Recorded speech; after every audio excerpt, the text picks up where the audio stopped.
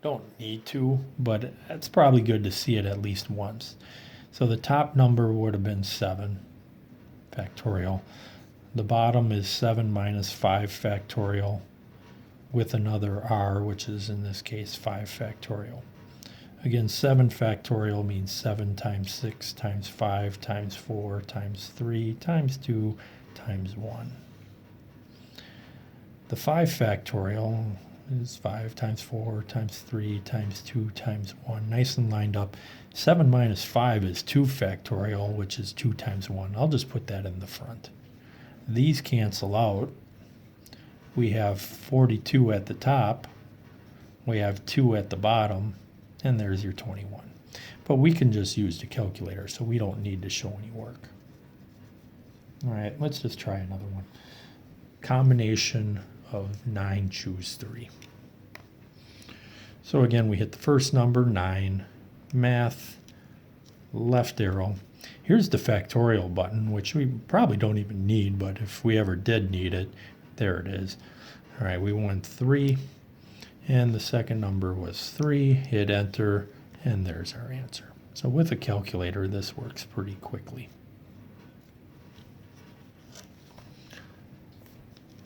Let's do a story problem. We have 10 students. 4 are selected to a committee.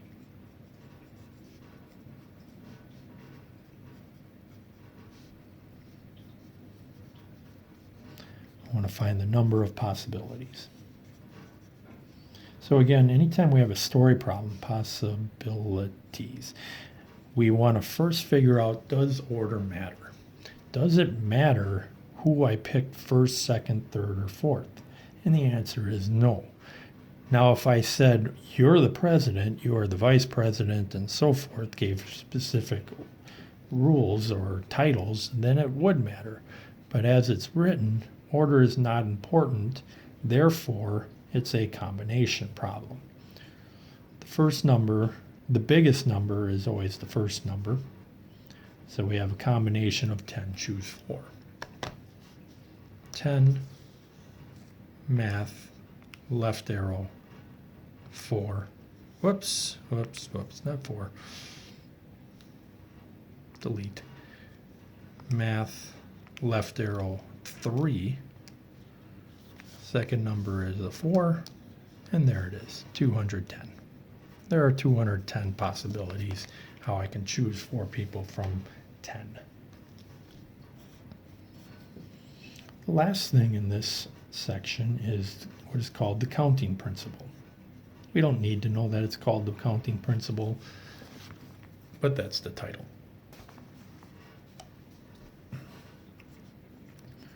One event has an unknown number of choices. We'll call it P.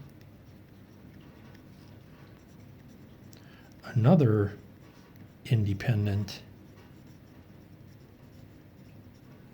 event has an unknown amount of choices. We'll call it Q. Then the two events have P times Q possibilities. This is similar to flipping the coin 3 times. Remember, we multiplied 1/2 times 1/2 times 1/2.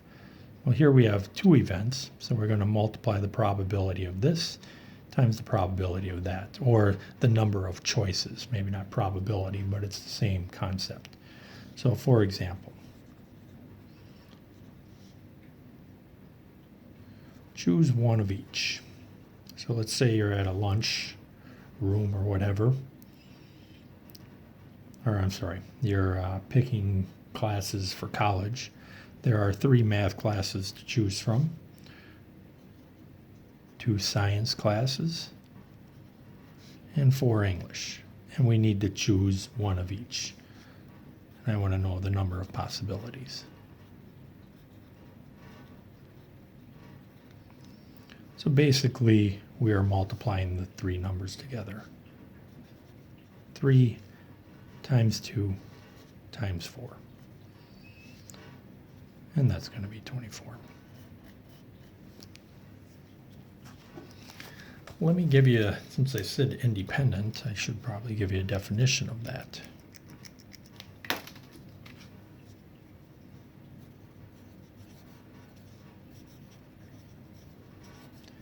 Independent event is where one choice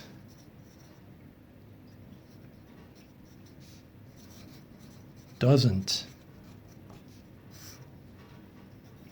affect the other.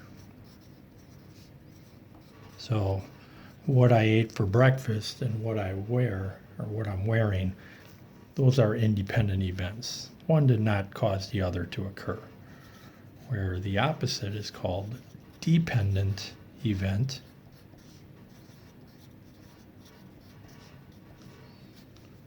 One choice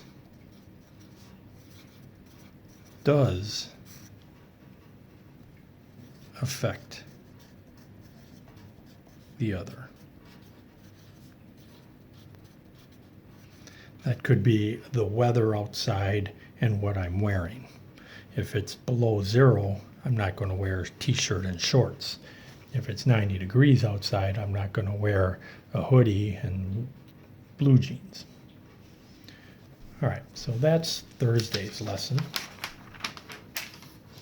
And then Friday, we would have a quiz. So here's the quiz.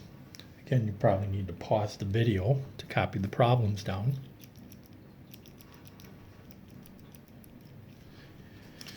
And then here are the answers to the quiz. All right, so that's this week's material. If you have any questions, send me an email.